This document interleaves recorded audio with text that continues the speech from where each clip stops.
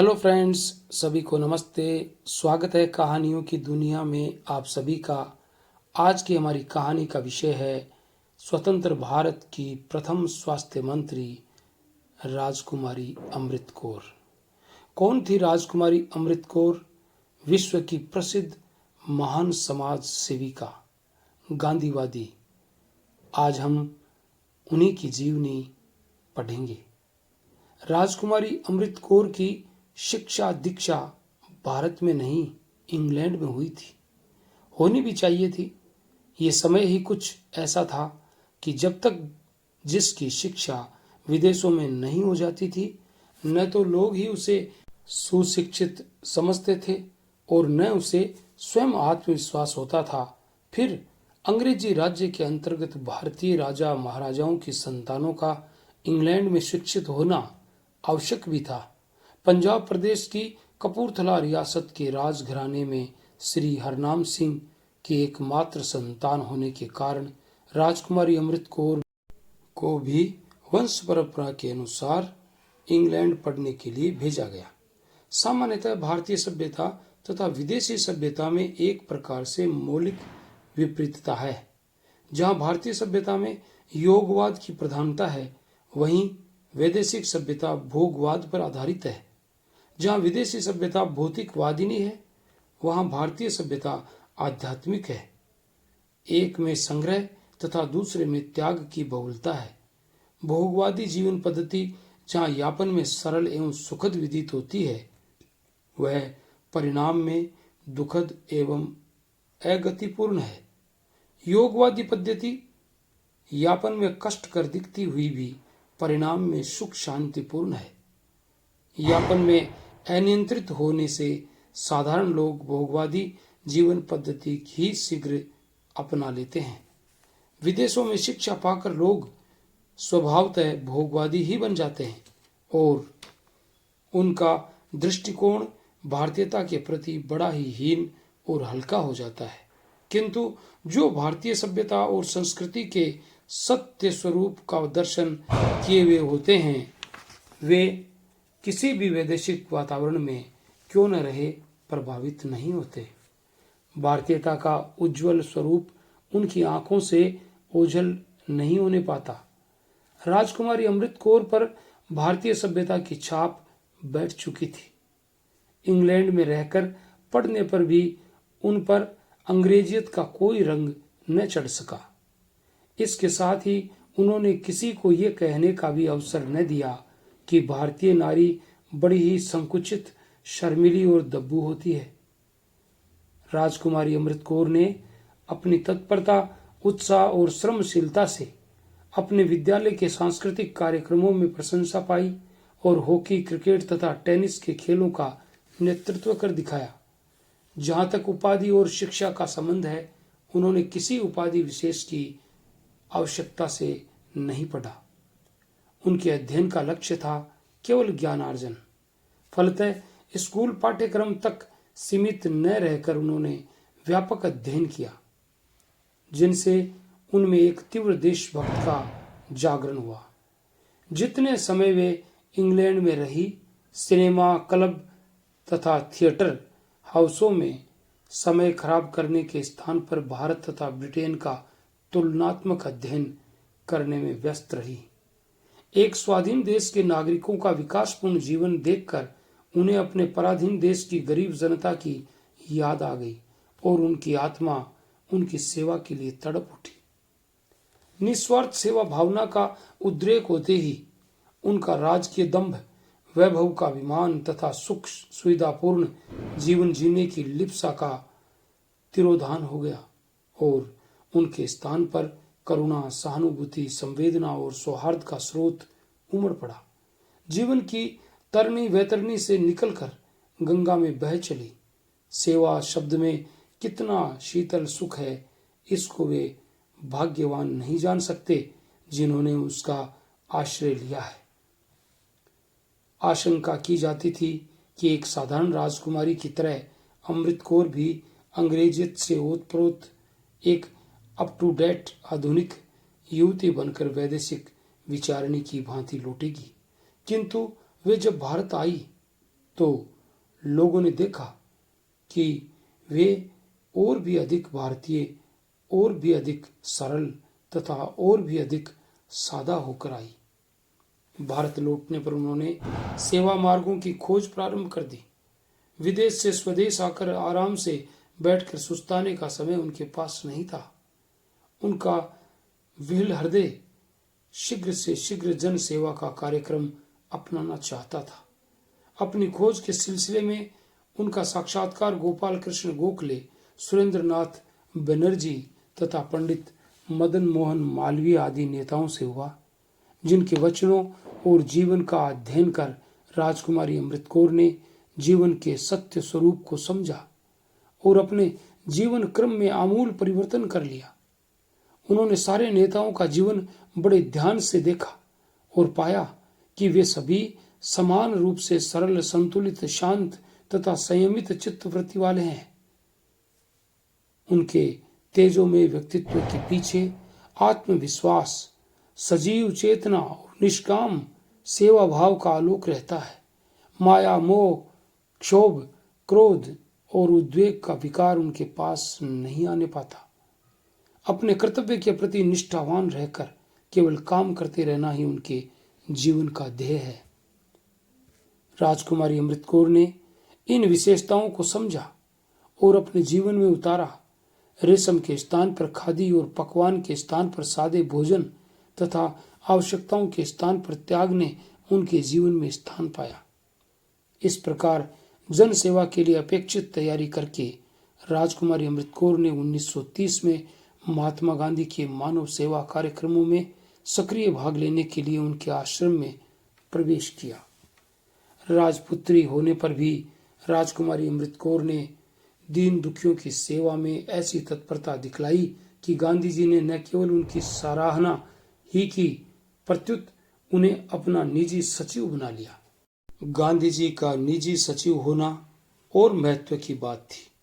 अपनी श्रमशीलता से राजकुमारी अमृत कौर ने उस पद के कठिन कर्तव्यों को पूर्णतः निभाया और आत्मविश्वास का सहारा लेकर मनुष्य के अंदर कोई अनंत श्रमशीलता की देवी को जगा लिया। 16 वर्ष तक अविश्रांत श्रमशीलता की सिद्धि करके अमृत कौर सक्रिय सेवा के क्षेत्र में उतर पड़ी। सर्वप्रथम उन्होंने नारी सुधार के अंतर्गत स्त्री शिक्षा अखिल भारतीय महिला परिषद तथा महिला शिक्षा निधि की स्थापना कराई, जिसके माध्यम से अनेक महिला आश्रमों का संचालन कराया तथा बाल विवाह, अनमेल विवाह, पर्दा प्रथा जैसी कुरीतियों के विरुद्ध आंदोलन चलाकर स्त्री जगत में जागरण की एक लहर ला दी। इन सब महान सेवाओं ने उन्हें इतना लोकप्रिय बना दिया कि ये जालंधर नगर पालिका की सदस्य चुन ली गई। इन्हीं दिनों 1934 में असम में बाढ़ का प्रकोप हुआ और गांव के गांव जलमग्न हो गए। हजारों आदमी बेघर बार होकर भूखों मरने लगे और नंगे रहने लगे। इतने पर भी सरकार के नेताओं ने कोई उल्लेखनीय सहायता नहीं की। असम जनता के दुर्भाग्य पर सरकार व जनता की चुप्पी देखकर अमृत कौर का हृदय वेदना से विह्वल हो उठा। उन्होंने दिन रात दौड़ धूप करके अन्न, वस्त्र, धन व स्वयं सेवकों का संग्रह करना और शिविरों की स्थापना प्रारंभ कर दी। किंतु बाढ़ संकट की व्यापकता देखते हुए ये प्रयास गागर में सागर के बराबर भी न था। उसके लिए देशव्यापी सहायता की आवश्यकता थी। एक समाज सेविका के सच्चे हृदय की इस वेदनापूर्ण घोषणा से कि आमरण अनशन करके मृत्यु होने पर मेरे शव को विजन में फेंकवा दे, जिससे पशु पक्षियों के भोजन के काम आ सकूं। समाज के साथ सरकार का आसन हिल उठा और शीघ्र ही असम में बाढ़ पीड़ितों की सेवा सहायता का कार्य बड़े पैमाने पर प्रारंभ हो गया। विभिन्न पदों पर रहकर अमृत कौर ने पदों की मात्र शोभा ही नहीं बढ़ाई, वरन समाज सेविका की भांति सक्रिय सेवा और दुख दर्द दूर करने के भरसक प्रयत्न किए। इन सेवाओं से प्रभावित होकर रेड क्रॉस सोसाइटी ने उन्हें काउंट बर्नाडोटे स्वर्ण पदक से सम्मानित किया तथा रोम में रेनेसेंस मेमोरियल अवार्ड से विभूषित किया। स्वतंत्र भारत की वे सर्वप्रथम स्वास्थ्य मंत्री बनाई गई और आजीवन अविवाहित रहकर देश सेवा में संलग्न रही। इंग्लैंड से वापस आने पर उनकी भेंट श्री गोपाल कृष्ण गोखले से हो गई, जो उनके अभिन्न मित्र थे और प्राय एक सम्मानित अतिथि के रूप में शाही महल में ठहरा करते थे। वहीं उनकी भेंट पंडित मदन मोहन मालवीय तथा सर सुरेंद्र नाथ बनर्जी से भी हुई।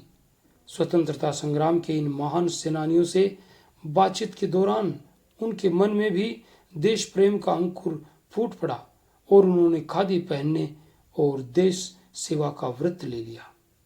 उन्हीं दिनों कांग्रेस के मुंबई अधिवेशन में सर सुरेंद्र नाथ बनर्जी ने उनका परिचय गांधी जी से कराया। फिर तो उनका संपूर्ण जीवन ही बदल गया। गांधी जी ने मानव सेवा और देश प्रेम के महान आदर्शों से प्रेरित होकर उन्होंने गांधी जी के आंदोलन में सक्रिय भाग लेने का निश्चय कर लिया। सन 1930 में उन्होंने महात्मा जी के आश्रम में प्रवेश किया और उसके बाद लगातार 16 वर्ष तक महात्मा जी के निजी सचिव के रूप में वे कार्य करती रही। सेवाग्राम में रहते हुए उन्हें कठिन परिश्रम करना पड़ा। गांधी जी के पास बहुत अधिक संख्या में पत्र आते थे। पत्रों के उत्तर लिखते लिखते कई बार तो राजकुमारी जी इतनी थक जाती कि उनकी आंखों से आंसू छलक आते, किंतु वे कभी भी हतोत्साह नहीं हुई और वे अपना कार्य पूरी लगन तथा निष्ठा से करती रही। सेवाग्राम में उनका जीवन महान त्याग और तपस्या का जीवन था। वहां रहते हुए उन्होंने महिलाओं की दशा सुधारने के लिए भी बहुत प्रयत्न किया। न केवल उन्होंने ग्रामीण महिलाओं को शिक्षा और देश सेवा के लिए प्रेरित किया, अपितु बाल विवाह, पर्दा प्रथा और अनमेल विवाह जैसी कुरीतियों के विरुद्ध भी आंदोलन चलाया।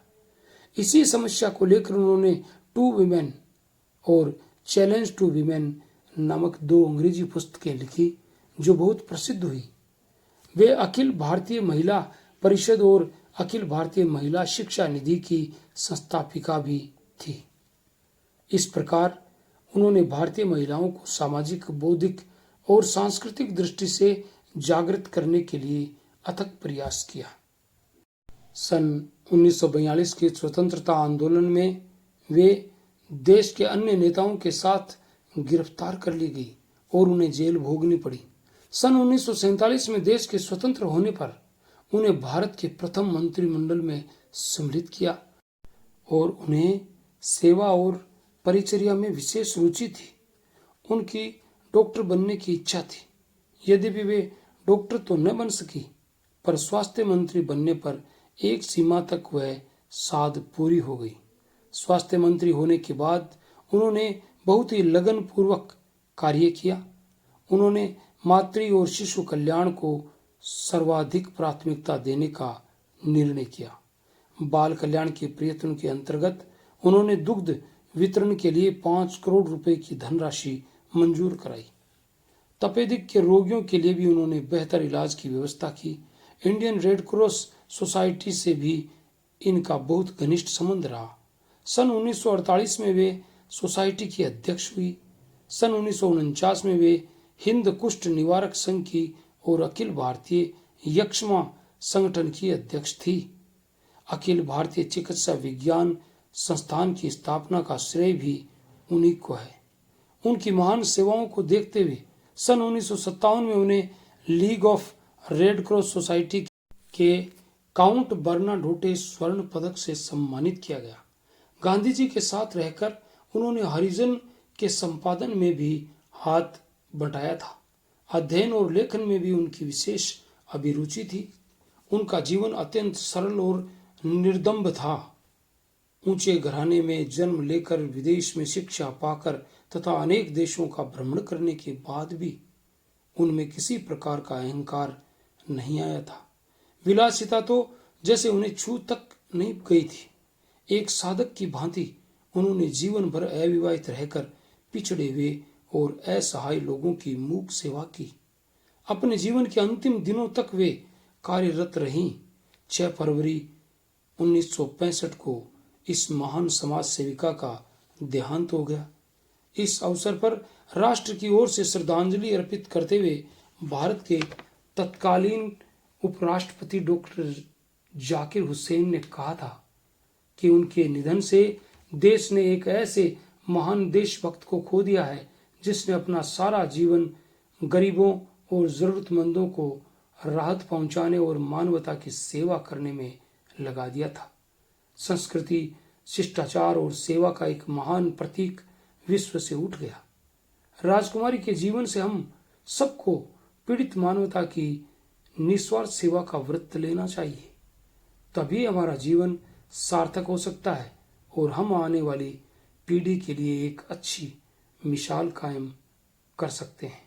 क्या हमारा आज का युवा वर्ग राजकुमारी के जीवन से प्रेरणा ग्रहण कर पिछड़ी एवं पीड़ित जनता की सेवा के लिए अग्रसर होने का प्रयास करेगा?